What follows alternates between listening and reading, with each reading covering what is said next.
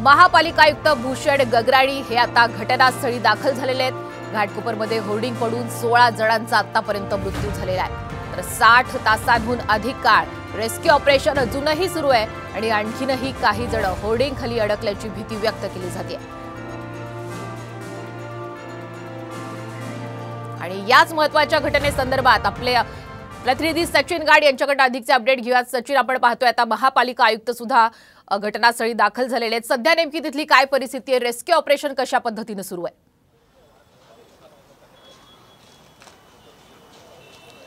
नक्कीच आपण बघतोय की काही वेळापूर्वीच मुंबई महापालिकेचे आयुक्त भूषण गगराणी हे दाखल झालेले आहेत आणि ते स्वतः परिस्थितीचा आढावा घेत आहेत। जेव्हापासून दुर्घटना घडलेली आहे तेव्हापासून अनेक व्हिजिट भूषण गगराणी यांनी या ठिकाणी दिलेल्या आहेत। आतापर्यंत या ठिकाणाहून 16 मृतदेह बाहेर काढण्यात आलेले आहेत। जवळपास 75 लोक या संपूर्ण दुर्घटनेत जखमी झालेले आहेत। आपण जर बघितलं तर सध्या बराचसा जो होर्डिंगचा भाग होता, जो या पेट्रोल पंपावर पडलेला होता, तो काढण्यात NDRF आणि फायर ब्रिगेडला यश आलेलं आहे। मात्र जे मधले 2 गर्डर आहेत ते अद्याप बाकी आहेत, ते अर्धे तोडण्यात आलेले आहेत। मात्र अजूनही बराचसा भाग या गर्डरचा अजूनही पेट्रोल पंपावर पडलेला आहे आणि तो काढण्याचं काम सध्या सुरू आहे। आपण बघतोय की स्वतः मुंबई महापालिका आयुक्त भूषण गगराणी हे इकडे दाखल झालेले आहेत आणि कशा प्रकारे लवकरात लवकर हा संपूर्ण गर्डरचा पडलेला भाग इकडनं काढून पुन्हा एकदा पेट्रोल पंप कशा प्रकारे मोकळा करता येईल आणि पुन्हा एकदा याची पूर्ण तसदीक घेता येईल की आता आणखीन कोणीही यामध्ये अडकलेलं नाही आहे, याची शाश्वती करण्यासाठी स्वतः आयुक्त इकडे दाखल झालेले आहेत। आपण जर बघितलं तर बराचसा